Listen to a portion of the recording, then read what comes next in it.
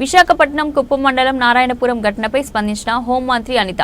మహిళతో video కాల్లో మాట్లాడి ధైర్యం చెప్పిన హోంమంత్రి, మహిళ అప్పు తీర్చలేదని హింసించిన వారిపై కఠిన చర్యలు తీసుకోవాలని పోలీసులను ఆదేశించిన మంత్రి అనిత.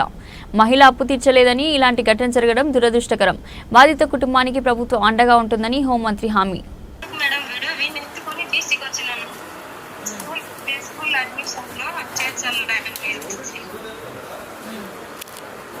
కట్టేసి కొట్టినారు మేడం. వాళ్ళంతా కమిలిపోయింటే ఒక ముసలోడు మన వెంకటలక్ష్మి, మునికెన్నప్ప, జగదీశ్వరి, రాజా చాలా దారుణంగా మాట్లాడినాడు.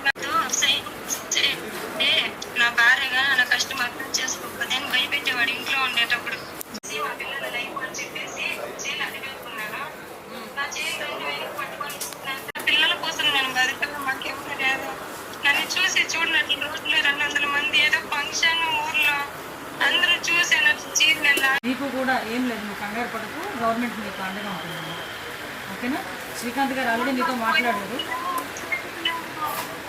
భూమి ఏదైనా ఉంది, అది కూడా పాస్బుక్ లో అది ఇది చేసుకున్న డబ్బులు కొడుతుంది.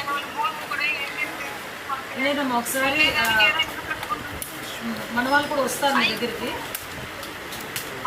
పెన్షన్ విషయంలో కూడా ఏదో ప్రాబ్లం వచ్చిందని చెప్పారంటే కదా శ్రీకాంత్ గారితోనే.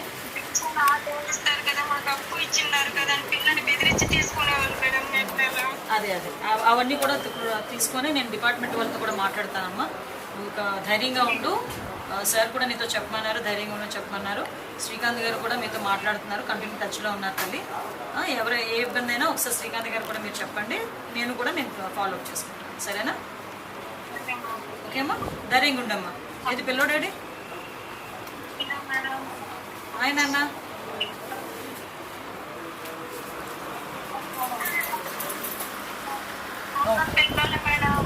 ఏం లేదులే అమ్మా, కంగారు పడుతున్నాడు. ఓకేనా?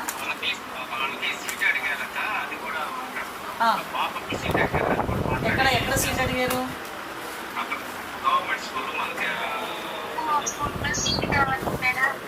అలాగేనమ్మా, తప్పకుండా చేస్తాను, తప్పకుండా చేద్దామమ్మా.